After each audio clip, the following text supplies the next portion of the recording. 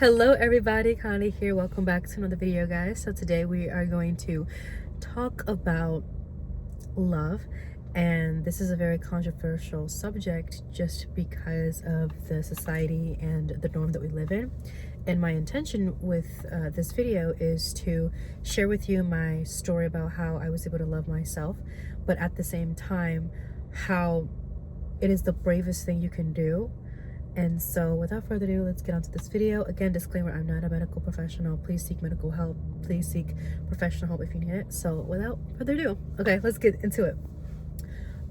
I used to think people that used to tell me, oh, like the bravest thing you can do is love. And talking to a teenage girl that had a lot of personality and spice, it was the last thing that was on my mind. But it wasn't until I reached rock bottom that I understood how valuable loving yourself is. And so my whole life was like, if I became a millionaire, if I just had a house and a car and this, then I will fill this void. Well, I had all those things, right? I had an apartment, I have a car, I made money, so much money at one point in my life, and I was never satisfied. And so I didn't have any choice but to reflect internally. And I realized the same thought process that I had at a young age of like, oh, those people that think that being the bravest thing you could do is like, oh, to love somebody, to love yourself, I now was pushed to that extreme of they're absolutely right. And what I mean is that it's not until you're deprived of something that you really see the value of something.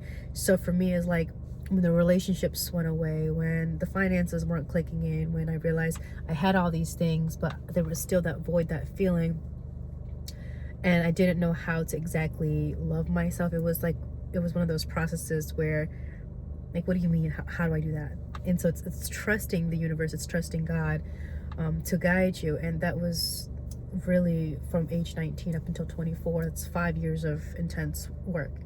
And the hardest part is when you think you've reached that relationship, when you think you've reached a point, when you think you've reached it and you have it all, you really don't. And so how exactly do you love yourself through that? Like, what are the steps? And so in an intimate relationship, you know, with the man or my previous experiences, I used to think that this was it, like this was the relationship, we're gonna get married, and then like 3 times no charm, right? And so I had no choice but to go on this journey and find out who Conde is, how I can love myself, how I can be there for myself, because the old ways just don't work anymore. And it's not until you're pushed to that extreme that you really see the value in pursuing something, in this case love.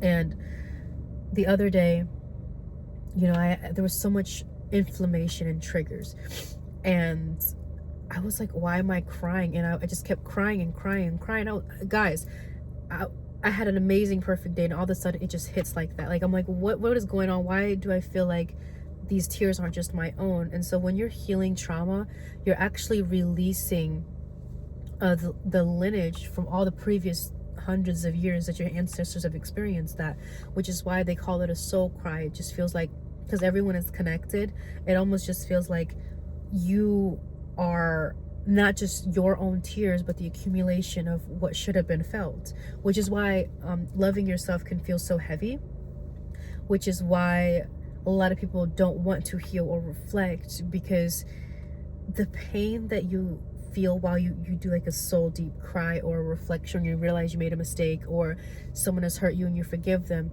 it's a pain like no other. And it's not like someone physically stabs you. The pain of healing is that it's so heavy and raw, and it's like an open wound. Like, you have no choice but to see the wound, to recognize it, and to let it heal on its own by shining light in it. That's what healing is. And it's like, I don't know, but the best way I could describe healing and loving yourself is, you keep breaking the same leg you told yourself you weren't going to break until you finally realize how not to break your own leg. But that takes trial and error, and then correction, and then success. And so I thought I was doomed, like, oh, 3 relationships, I'm never going to find the love of my life. Like, it's this whole idea of how Disney paints Prince Charming. That's how I was programmed, was like, oh, this one person, this is my husband. So I try to mold this person into that, in all my relationships, and I didn't see the red flags because I was programmed growing up. It's like when a man gives you attention, no matter what he does, you got to make him your husband.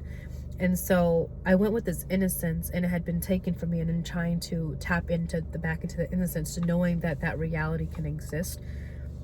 That's why it's so courageous to love, because loving is a decision. It is an action. It is, despite the feeling, what are you going to do? And despite the feeling, what are you not going to do? Right? And so it's like, it's so complex to embody, but it sounds so simple. Like, if you love yourself, you wouldn't be out here seeking revenge. If you love yourself, right, you would open your heart to love and not close it. And at one point I was crying because I was like, what's all this for if I have no love within myself? What's all this for? What's all this money for? And this discipline and personal development? And I realized, like, I told God I just give up. Like, I was in this clash of like push and pull, and I was just crying. I was like, even if it doesn't happen the way that I want it to, I'm honestly okay with that, because I'm just tired of fighting. I'm tired of the disappointment, and I'm tired of my way of thinking not working. Like, God, show me what you need me to see, what you need me to do. And so that night I surrendered, and it was peace beyond understanding. It was peace beyond explaining. And I remember I fell asleep so good that night, and it was the best feeling ever. But it didn't come easy. It wasn't like I didn't just have 4.5 years of like intense relationship experience, because it's not about the time that you're with someone, it's about how intense and the things that you guys have gone through. And I was like, what if all of these 4.5 years of intense emotional experience with different partners is actually a part of my purpose, and the moment I heal and take ownership and accountability, it can lead me to something greater? Because I went on with thinking that nobody would want me if I have these things, but that's not the case. I am desirable, I am loved, I am worthy. And it's so funny because I did a prayer for like my soulmate and my husband and whatever God has. And so the moment you pray and you heal your soul, God will put a ring around you, literally a ring, and you will not be approached really by any men unless God intended for you to be with that person. Because God hears your intention, you've done the work, and now it's about continuing to pace yourself through that line of work. And it's really interesting because it's like, not only had I experienced a heavy heart rebirth a day before Valentine's Day, my favorite holiday, right? I love love. But it was also one of those things that was the biggest emotional heartbreak. I just felt like, what am I living for? Like, what am I doing this for? You know? And it's the 2 months after that, it felt like 10 years. It felt like everyone was happy, everyone was having fun. You see all these relationships, and you just feel like you're just observing your life. Like, you're not feeling any emotions except just pure grief and sadness. And I saw this quote where a part of healing and loving yourself is to understand that at one point in your life, you're going to have these big, heavy boulders in your pocket, and you're going to walk around with these big, heavy boulders. You're going to know they're there, you're going to feel the weight, but eventually you get stronger, you get bigger, you get taller, whatever that is, and then the boulders become less and less heavy. And that's what healing is. That's what loving yourself is. That's why it's the bravest thing, because it's like, you're willing to see the light despite the darkness. You're willing to liberate yourself knowing that you still carry the burdens in some way, shape, or form. You know the rocks are still there. They're never going to leave you. But you choose to add light. You choose to add value. You choose to add not just light in your life, but also light in others' lives. And so that's why a lot of people don't want to heal or open up their hearts or believe in love, is because choosing light means choosing the best version of yourself and letting go of everything that doesn't belong. And it's not a process where you read a book and then, oh, I accomplished this, I solved this. It's not something you solve, it's something you embody. Okay? And that's why it's easier to be productive than to actually embody something. Because with productivity, you have a routine, you have a schedule, you know what you're doing, the times But with embodiment, it's up to spirit. It's an unforeseen journey, and you don't know when it's going to happen, how it's going to happen, but it has to happen. Whether it's, I thought loving myself at 19 was like the next year I'm going to love myself. No, baby, it took me 5 years. 5 years.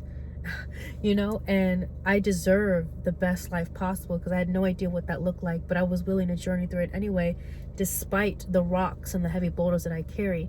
And I know they're still there, but I get stronger every single day. And I wanted to make this video because that night when I cried and I asked God, like, what is all this for? If I have no faith, no love within myself, I'm just ready to truly, truly feel it. I remember just spirit surrounding me. And I was like, okay, let me give this a shot, you know? And so, yeah, it was peace beyond understanding. I didn't think Kanye at 19, oh my goodness, I wish I could give her a hug. I didn't think she'd ever be this most divinely feminine version of herself, but she made it. And I don't have to wake up trying to fight this case of why the breath that I breathe, I deserve. Or proving to someone that if I work my ass off and be competitive and win, that they don't have to question why I'm there or make me feel small than I already feel, right? And that's why a part of the reason why I wanted to love myself was I was so tired of feeling small, so lonely, so scared, so unconfident. Like, Kanye had no confidence. Kanye would have people step around, walk her, like, just literally, like, step on her back. And I just got really tired, and I saw my mom grow up like that, and I want everything that she went through to be worth my life. Meaning, like, I want to embody the most confident version of myself, because she could never do that. She was too busy surviving. So it's like honoring your ancestors, yourself, God, by being the best you. And like I said, those rocks never go away, but you sure get stronger. And just because you've had quote unquote failed relationships, your relationships were teachers. You now graduate with clarity, healed, and ready for the real love, and it's coming to you now. And I'm here to tell you, from a girl that was so naive and gullible, she's now the most confident woman that she could ever have. She can ever embody. And it wasn't always like that. And in fact, I fought so much in my life that I just didn't have what it took anymore. And then God just kind of fought the battle for me. And it makes me so emotional, because it's like, how many times I kept looking at myself and breaking the habit of being myself and rewiring my mind. I didn't know how hard Kanye fought, how my past self felt, but I'm so happy that I did. So I love you guys so much. You're worth fighting for. You're worth loving. Someone chooses you, someone adores you. God has your back. And take it from someone that literally came from the trenches, literally came from the jungle, didn't know what life was gonna look like, but here I am. So I love you guys so much. I hope you have a great rest of your night, and I will talk to you guys soon.